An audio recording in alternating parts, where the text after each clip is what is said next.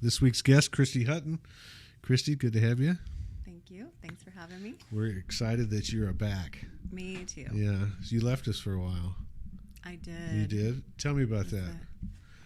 Oh, okay. Well, trying to do more commercial deals. Well, Okay. full disclosure, you were totally upfront. It was a good situation, leaving, coming back. I just it kind was of, like a I like breakup, hearing the but story. we stayed friends. Sure. Yeah. So, I thought I was offered by another broker that there might be some more commercial leads, Right. more opportunities. So I'm a very loyal person. Been married 22 years. Once I commit, You're all so in. it was a very hard decision to leave, and I said, okay, I'll give it a year. And you always said, you can come back. Right. So, and then those calls, are you ready to come back? I said I'd give it a year. Well, I didn't make it a year. Yeah. So I called? I probably called you about something, Right. but you were like, are you ready to come back? Okay. Yeah, in that conversation. No, so, I know I did. Yeah. So anyway, when you go somewhere else, I know I did that. I started with Keller. I was there for, 15 years, and then I went somewhere else for a little while. But when I left there, it was so eye-opening to me in certain things that, wow, I didn't know you could do that, or they do this different, and it's completely fine. And yeah. What were some of those things that you learned? Well, I think I think kind of the culture is different at the brokerage. I don't know I can't think of a better word than culture. Not really culture, Right. but like I know they are heavily into marketing materials and all of that, and that initially attracted me. And it was technically free, Right, right. and it's a great place. And I think, it just wasn't, I preferred a different culture, Right. per se, or different style. And it may be because Whittington was my first home. Mm-hmm. And so it was different. I don't know how to explain it. It was just a different feeling. Great. They did, there was a lot of things I could take away from that brokerage, Right. And apply it to my personal business. But, did that answer your question? Yeah, it did. Yeah, Sort it of? just, there's all kind. I knew when I left Keller Williams and we went, the team that, with Karen, Lisa, and Otis and we went to Paradigm, which is now, I don't even know what it is now. It's changed hands a couple times. I think it's McGraw. Yes. I went to, I think Bold was, anyway. But I remember going there and it was different, but there were things that we did that I was like, and some of it might have been just the change of technology as I went, and I wasn't because I was at a new place. It was just because it was something new to do. Yeah. But it was definitely, you see other people. I got one of the brokers that I had was Steve Mann, which is a guy that, he's with our brokerage now. He's not selling a whole lot, but he was unbelievably influential on me, and so you get, when you change, sometimes people look at that as a bad thing. A lot of good came from it, for me. So I'm always curious. We've had we've had about 12 agents that have left us that have come back. 12 have come back? Right. Some. I knew we've had several. one that has come back 3 times. Anyway, that's a whole different. So that question might be better to ask them. Right. That's more of a they thing. Yeah. But I think whatever it is, we'll love to have her back. But anyway, so before you got into real estate, where was your life? What'd you do? Well, my degree's in sports medicine. Where was that from? I eventually graduated from Oklahoma Baptist University. I went 3 years there. I left and went a year to OU and immediately got into the athletic training program during the national championship in 2000. Got to work for the football team under Scott Anderson, the head trainer. He's still there. So fun. I never knew that. That's fun. But academically, total waste of my life. Pip and I got engaged at the end of that year, and I thought it was smart to go back to OBU to graduate because I would have to do a couple more years at OU if I stayed at OU. Okay. So I went back to OBU and graduated, and then worked at the OU Medical Center, help put on the Memorial Marathon, events like that, big events. Okay. Worked with doctors and politicians and stuff like that. And then so your degree was what now? Sports medicine, kinesiology. Okay, so what's the job that you'd have to go to make money? Or I was a personal trainer at OU Medical Center, and it was they didn't just accept anybody. You had to have a degree to work there because you were working alongside doctors and medical staff, But really, to make money in that field, you'd have to go to physical therapy school, occupational therapy, go further your education. My dream was to work for a sports team. But what happened was, got married young. And how old were you? 20. I swear I was 20, but Pip says I was 21. So I think I was 20. I just turned 21 what's in the April. Year you got married? 01. So my plan was I was set to go to occupational therapy school in Ada, and I got the word last minute that the whole program shut down. And so, turn of events. Is that East Central? Yes. Okay. I believe so. Yeah. Northwestern, East Central. Mm-hmm. Yeah. That program shut down that year, just right before I was to go. And turn of events, so Pip, who was now my husband, was supposed to work at the OU Medical Center in the IT department area. Where's he from? He's from Shawnee. Okay. Mm-hmm. Oh, Shompton. Yeah. What'd you call it? Shompton. I don't know. That's where OBU was. That's how we met. But that's a whole nother story. But anyway, so turn of events, he ended up going on to get his master's degree. I worked at OU at the medical center, and while he was getting his master's degree, and then eventually I started working at Oak Country Club. Then I started having kids, never went back to school to get my master's, and then we opened up a couple businesses, and all that. And then once all the kids, the youngest was in school full time, I was like, I have to do something, like, because I was staying at home at that point. And then got your real estate license. So I had started. So Pip, my husband, was a business consultant.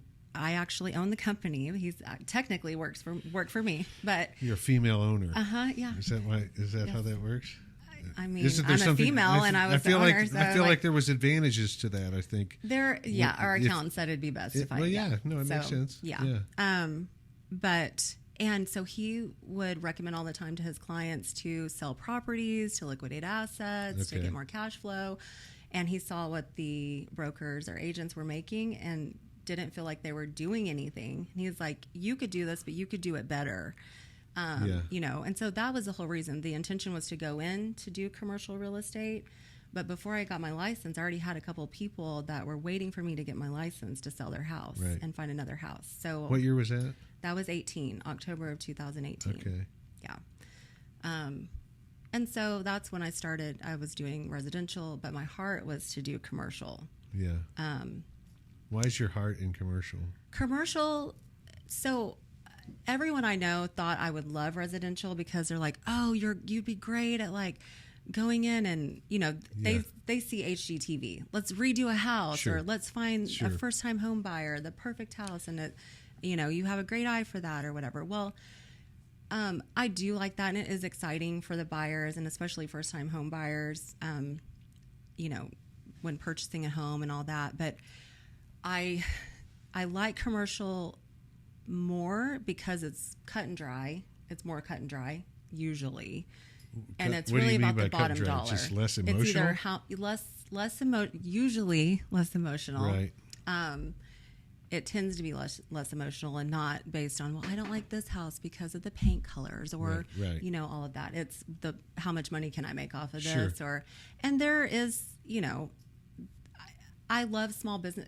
Since we own businesses, I do have a heart for small businesses, and I have for business owners in Oklahoma that aren't the big businesses. I mean, I feel like the small businesses really bring a lot of value to our communities and everything, and so I have a passion to find places for them to operate their business.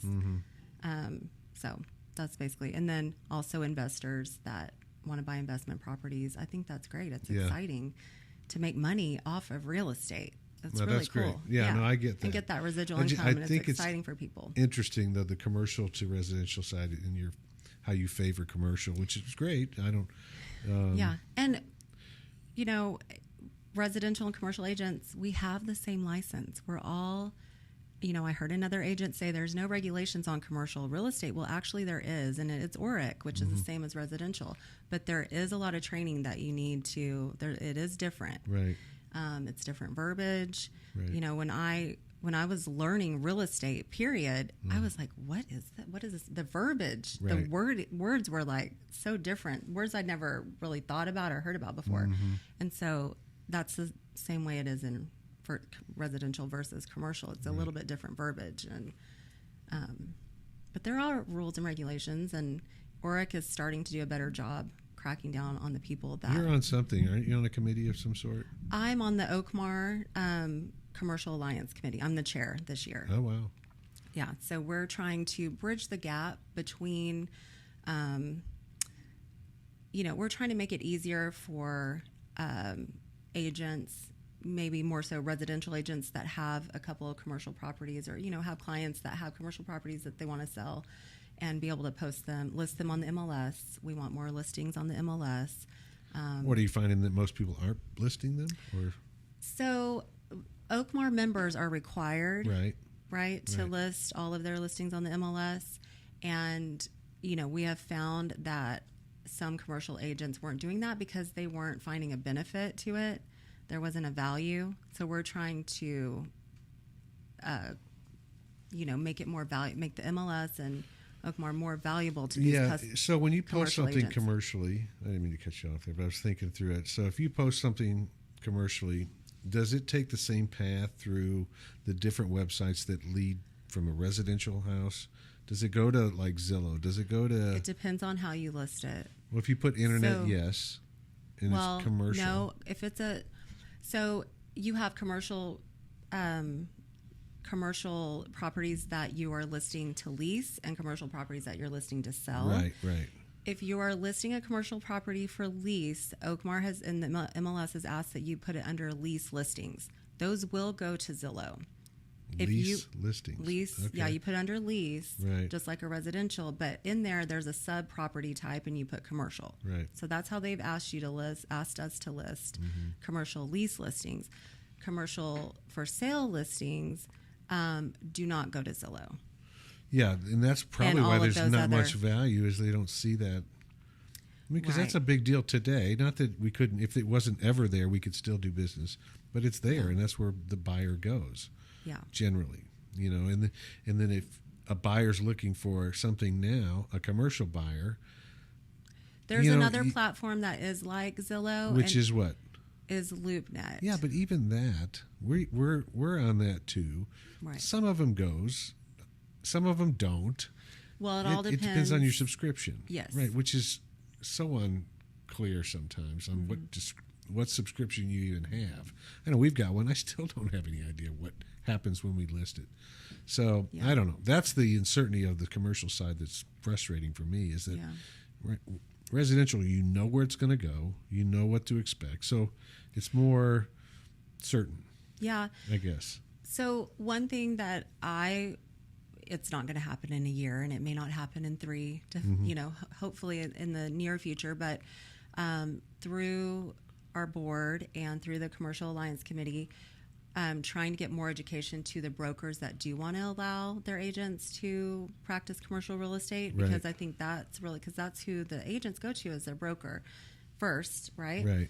And so I think broker education and awareness is something that we're trying to work on as well in our association. I agree with that, and I would say I don't know near what I think I need to know in that side of things, but I've been to the commercial class, or at least it seemed like it was 2 days maybe, or I don't know that I got much out of it, though, and I'm just being honest. I mean, that's it was just good feedback. One of those classes that I don't. I guess going into it, I didn't learn or get informed about what I expected they would talk to me about. It was just basically stuff I already knew, which I felt like I didn't know much to begin with. Yeah. So I don't know, and I'm not being critical of it. No, we need that feedback. We need that, because our education person is looking for better educational classes to bring to the association, the teachers to bring to the association, so that, so any feedback is great. I would think the commercial realtors that are successful, that aren't even part of their board, would be the guys or the people that come in and talk about it. Yeah, and that's the thing. There's a disconnect between. Right. But if they brought those people in, we when we bought our building that we're in on the south side, there was a commercial realtor that was on the other side of it. I learned more in that deal about commercial real estate than anything. And I thought, it's easy. I'll just write the contract. Well, I wrote the contract, and he sent me another contract back. He didn't even want to use our contract, which I don't care. I read it, made sure it was good. So, but I learned more from him than I've learned from anybody in this room. So something like that would be productive, I think, as far as from the committee standpoint. I don't know. Who's on the committee? Who else is on it? So there's Cara Bose, which she's done commercial development, helped with commercial development, and she was the chair last year. Heather Rayner, she's with Skybridge. She does, one of her major clients is 7-Eleven, among others. And we have Kimberly Robbins. She brings a lot of value because they all do, but she seems residential, but she has a lot of Airbnbs that, investors invest in, and they use commercial loans. We consider that a commercial transaction. Right. And so then we have a couple, we have other, Adrienne Lillard. She's big and knowledgeable in the cannabis area, which was a lot of help with, with the big boom and all that happening and all that. So, and then we have several very smart people that are really great at residential and dabble in commercial and want to learn more about commercial. Right. And that's what to be on the committee, you don't have to be an expert in commercial real estate. Right.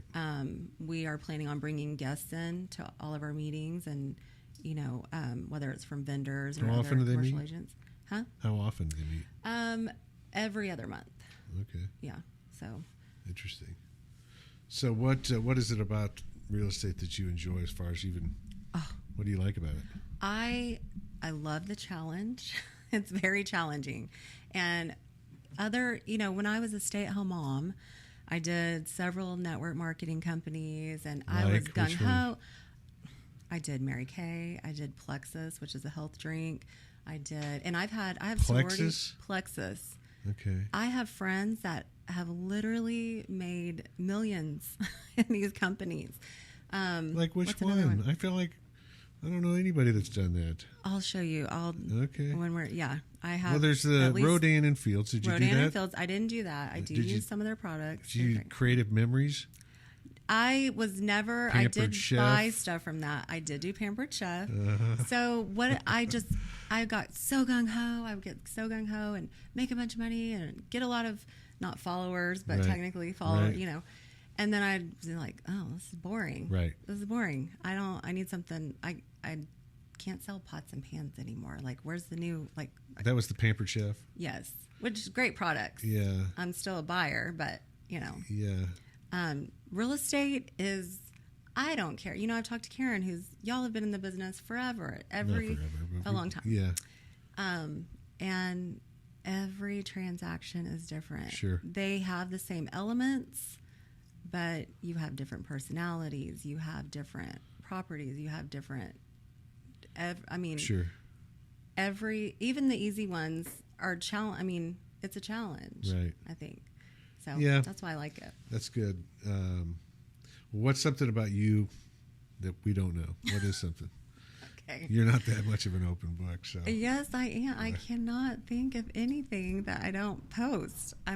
Did you did some type of pageants? You were a pageantry. Oh yeah, but I think I've posted about that. Okay, when did you start that? When I was younger, I've competed in only 2 pageants, but I actually judged pageants before I competed. And I judged a couple with, That's so funny. Do you know Rick and Brad from The Cat? Yeah, I remember. Rick. Okay, yeah. Rick was a co-judge with me on these pageants Rick and Brad, do they still do it? They still. Okay, are they still on The Cat? Yeah. Okay, I don't listen to The Cat, but I think Rick lives out in L.A. or maybe Colorado now, but they still do it on. Oh wow. They're still on air. Rick and Brad show. I feel like I did fantasy basketball with one of them one time. I don't know. It's been a long time ago. So as a personal trainer and in the fitness world, I would judge pageants like Miss Oklahoma, Miss Teen Oklahoma. How arbitrary is that? I mean, as far as judging. I mean, you're looking for a well-rounded person. It's not just, okay, I'll tell you something. Right. I mean, my close friends know this story, but so I competed in Mrs. Oklahoma, February of 2005. My Mrs. Mrs. because Okay. I was married, Right, even right. though I was like, I was young. And I actually ended up knowing one of the judges. I went to college with her, and I saw her after the pageant. But I made it to the top 3. Okay. And I was actually, I found out from Shelly, who was one of the judges, after. She was like, we were picking you. You were in. You were Right. Mrs. Oklahoma, but the question came, my question. And the question was, and I had prepped for this. I had a pageant coach.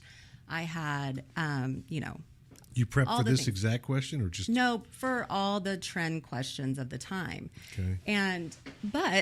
So I was one of 3 finalists. I was the last one to go out to answer the question. The first 2 questions for the women, one was like, what do you most admire about your husband and why? And then I remember these questions very vividly. The second one was, what major regret in your life? What's one major regret That's in a your good life question, and why? My question, so I was like, okay, easy questions. Like, I got this. Yeah. My question was, should Americans be allowed to buy pharmaceutical drugs from Canada, and why or why not? Well, I had prepped for that, but I was not prepared for, I would just, I was ready to be like, dur, dur, dur. And I said something to the effect, well, I repeat the question like you're supposed to, and then, well, I don't take any drugs, so I can't remember what I said after that, but it was not winner worthy, and Right. I got second. I got first runner up, and I didn't win. What should That you was have the answered to that question? How should you have answered that? Well, I thought about that a long time, and I had a really great answer for that. I can't remember what it is now, but basically, Should they be? should we Americans be be able allowed to get off market, or not off market, but cheaper prescription Sure. drugs online from Canada? to buy? Right. And so And- my answer would have been yes, Sure. because I believe that Americans should also be offered the pharmaceutical Right. prescriptions at that same price. Anyway, I had a whole great answer. Right. Yeah, but didn't say it. So anyway, but then come to find out, my first child was born in December of that same year. Okay. You can compete in Mrs. America pregnant. I would have been 8 months pregnant on stage. Right. So it was a good thing. Okay. Like, God knew what he What was does doing. Mrs. Oklahoma do? I don't. Promotes her platform. You had a platform? Yes, I did. Don't ask me what it was. It was something really good.